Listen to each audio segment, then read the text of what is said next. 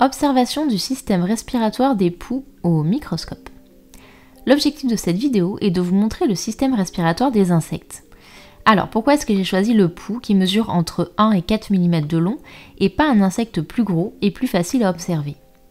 Eh bien parce que le poux est transparent, pas besoin de le disséquer pour observer l'intérieur de son corps, il suffit seulement de le mettre sous un microscope. Le poux, de son petit nom latin Pediculus humanus, est un insecte ectoparasite. On trouve le poux de corps d'une part et d'autre part le poux de tête. Le poux de tête ne vit que sur le cuir chevelu où il se nourrit de sang et se déplace sur les cheveux là où il pond. Il possède 3 segments, la tête, le thorax et l'abdomen. Il possède également 3 paires de pattes et il n'a pas d'ailes. Les pattes sont dotées de griffes avec lesquelles il s'accroche aux cheveux de leur hôte. On peut voir ici un poux par exemple qui est en train de se balancer au bout d'un cheveu.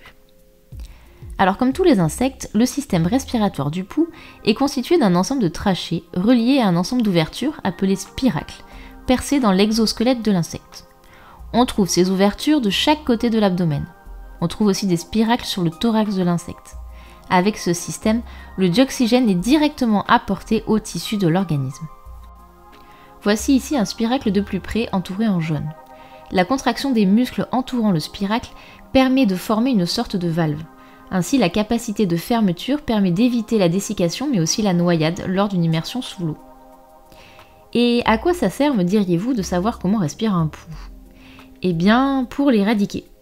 On utilisait avant des insecticides qui pouvaient s'avérer très dangereux pour la santé. Maintenant, la plupart des produits que l'on trouve sur le marché visent à boucher les spiracles que l'on trouve sur le corps du poux, l'empêchant ainsi de respirer. Et inutile par contre d'essayer de noyer un poux, il peut résister jusqu'à 18 heures sous l'eau. Bon, passons à présent à l'observation du poux sous le microscope. Le poux a été préalablement fixé avec du vernis sur une lame. On commence ici par le grossir 40 fois. On distingue les différentes structures dont on a parlé tout à l'heure, tête, thorax et abdomen, et on peut remarquer lorsqu'on grossit 100 fois les petites griffes au bout de chaque patte que vous voyez là. Déplaçons-nous à présent vers l'abdomen. On distingue ici tout le réseau de trachées qui se divise ensuite en trachéoles. Celles-ci vont transporter les gaz jusqu'au tissu comme nous l'avons vu tout à l'heure. Maintenant, si on grossit encore davantage, on peut distinguer de façon plus précise un spiracle ainsi que la trachée qui y débouche. Voilà, ici.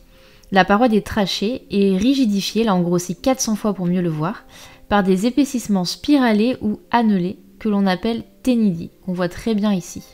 Ces ténidies contribuent à solidifier les tubes et éviter qu'ils ne s'affaissent. Voilà, nous avons terminé et nous finissons par un petit poux prenant tranquillement son repas sanguin. J'espère que cette vidéo vous a plu et à bientôt.